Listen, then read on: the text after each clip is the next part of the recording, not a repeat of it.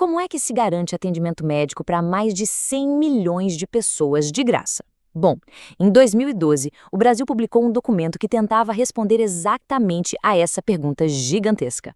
Hoje, a gente vai mergulhar nesse plano, a Política Nacional de Atenção Básica, a famosa PNAB, e entender como ela foi pensada para ser a porta de entrada do maior sistema de saúde pública do mundo. E olha, para a gente entender a PNAB, primeiro é preciso ter uma noção do tamanho do desafio. Essa citação, do próprio Ministério da Saúde da época, coloca tudo em perspectiva. O Brasil se propôs a fazer algo que nenhum outro país grande tinha feito. E claro, um sistema de saúde dessa magnitude precisa de um plano muito bem amarrado. Então, para a gente decifrar essa política, a gente vai dividir nossa análise em 5 partes. Primeiro, qual é a grande ideia por trás de tudo isso? Depois, o que é exatamente essa tal de porta de entrada? Aí a gente vai ver como a estratégia saúde da família coloca o plano em prática, de quem é a responsabilidade de fazer acontecer e, por fim, a pergunta crucial: de onde vem o dinheiro? Certo, vamos ao nosso primeiro ponto. A grande ideia aqui é realmente monumental. Pensa bem, em vez de esperar as pessoas ficarem doentes para correrem para um hospital, como é que se leva a saúde para perto de onde elas vivem de um jeito organizado e contínuo? E a espinha dorsal de toda essa empreitada é este documento, a Política Nacional de Atenção Básica, a PNAB. É ele que estabelece, sabe, as regras do jogo para a saúde primária no país inteiro. A base de toda essa política é um conceito-chave: atenção básica. Mas o que isso realmente significa na prática? Vamos dar uma olhada na definição oficial. A definição oficial é bem completa, né? Pensa assim: a atenção básica não é um pronto-socorro para apagar incêndio. É mais como um jardineiro que cuida da saúde da comunidade inteira, desde prevenir as pragas até nutrir o solo, olhando tanto para o indivíduo quanto para o ambiente em volta dele. E o interessante é que o próprio documento usa umas metáforas bem poderosas para explicar o papel da atenção básica. Ela funciona como a porta de entrada do sistema, o hub de comunicação que conecta todos os serviços e, talvez o mais importante, o coordenador do cuidado, que está ali para garantir que o paciente não se perca no labirinto do sistema de saúde. E para guiar tudo isso, tem essa lista de princípios. Alguns a gente já espera, como universalidade, acessibilidade, mas o que chama atenção mesmo é a ênfase em vínculo e humanização. O plano entende que saúde não é só uma coisa técnica, sabe? É sobre construir confiança, é sobre ter uma relação contínua com as pessoas. Ok, agora vamos sair um pouco da teoria e ir para a prática. Como é que a atenção básica de fato chega nas pessoas? Bom, o principal modelo para isso é a estratégia saúde da família.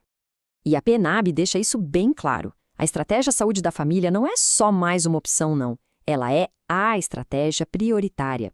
É o motor que faz a política sair do papel e chegar de verdade nos bairros, nas comunidades. E essa estratégia funciona com equipes que têm vários profissionais. A composição mínima, como a gente vê aqui, inclui médico, enfermeiro, técnico de enfermagem e os agentes comunitários. E para deixar o cuidado ainda mais completo, as equipes de saúde bucal podem ser integradas. É um trabalho em time, mesmo. E qual o tamanho da responsabilidade de uma única equipe dessas? Até 4.000 pessoas. Esse número, por si só, já deixa claro por que o trabalho precisa ser tão organizado e focado na prevenção. É impossível cuidar de 4.000 pessoas só quando elas ficam doentes. Agora, dentro dessa equipe, tem uma figura que é talvez a maior sacada do modelo brasileiro: o Agente Comunitário de Saúde, o ACS. Ele não é só um funcionário. Ele é a ponte viva entre o posto de saúde e a comunidade. E as tarefas deles mostram por que são tão fundamentais. Eles não ficam esperando o paciente chegar, eles vão até ele. Mapeiam a comunidade, visitam as casas, orientam e, o mais importante, identificam situações de risco antes que virem uma crise. São literalmente os olhos e os ouvidos da saúde dentro do território. Tá, mas quem é que comanda isso tudo? Um sistema desse tamanho precisa de regras de governança muito claras. A PNAB desenha direitinho quem é responsável pelo quê, desde o governo federal até o postinho da esquina. A lógica é mais ou menos a seguinte: pense no governo federal como o arquiteto que desenha a planta do prédio e ajuda a comprar o material. Mas é o município que contrata os pedreiros, que coloca os tijolos e que gerencia a obra no dia a dia. A estratégia é nacional, mas a execução é local. E agora, a pergunta de milhões, literalmente. De onde é que vem o dinheiro para manter essa estrutura toda funcionando?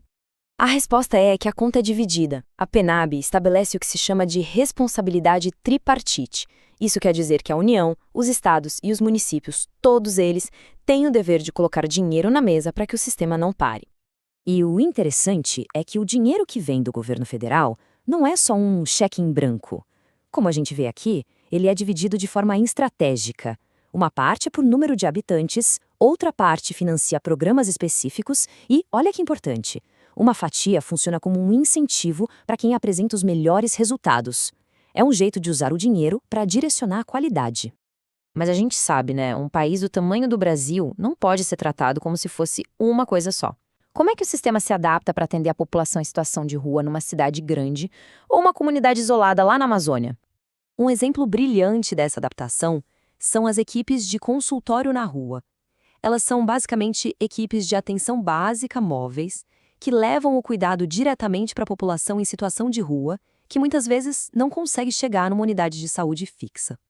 E outro exemplo fantástico de adaptação são as equipes fluviais. Em regiões como a Amazônia, onde os rios são as estradas, as unidades básicas de saúde são barcos. As equipes viajam pelos rios para levar atendimento para aquelas comunidades ribeirinhas bem remotas. Então, no fim das contas, todas essas regras, equipes, barcos, tudo isso aponta para um único objetivo: fazer com que a saúde deixe de ser uma coisa distante e passe a ser parte da vida cotidiana das pessoas, ali, perto de onde elas moram, trabalham e vivem.